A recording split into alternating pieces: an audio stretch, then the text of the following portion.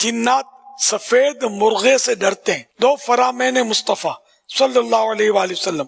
Number 1، سفید مرغ رکھا کرو، اس لیے کہ جس گھر میں سفید مرغ ہوگا تو نہ شیطان اس گھر کے قریب ہوگا اور نہ جادوگر ان گھروں کے قریب ہوگا جو اس گھر کے ارد گرد ہیں، نہ دوسروں کو بھی پروٹیکشن ملے گا، قرب و جوار میں جو گھر ہیں ان کو بھی. نمبر 2، سفید مرغ کو برا والا مت کہو، اس لیے کہ یہ میرا دوست ہے اور میں اس کا دوست ہوں اور اس کا دشمن میرا دشمن ہے.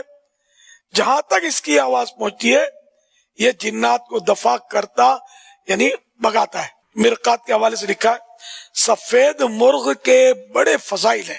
سفید مرغ کا گوشت اور دل یہ طاقت دینے والا اور قوت والا ہوتا ہے. دل تو میرا خیال ہے لوگ پھینک دیتے ہوں گے، کھاتے نہیں ہوں گے. دل بھی کھایا جاتا ہے، کلیجی بھی کھائی جاتی ہے. ہر مرغی کی کلیجی دل جب کھائے جاتے ہیں. اور آنتوں میں تلی بھی ہوتی ہے، ایک کلیجی کلر کی گولی ہوتی ہے.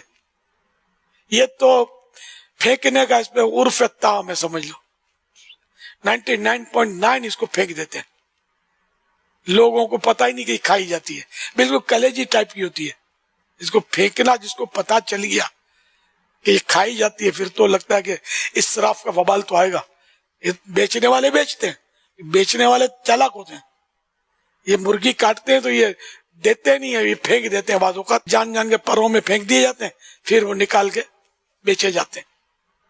یہ نہیں کرنا چاہیے سر. لوگوں کو دھوکہ دے کر بیچاروں کو پتہ نہیں ہے تو ان کو بتا دیا جائے کہ یہ کھایا جاتا ہے. اب پھر بھی کوئی کہے کہ مجھے نہیں چاہیے تو وہ آپ نے رکھ لیا، وہ الگ بات ہے.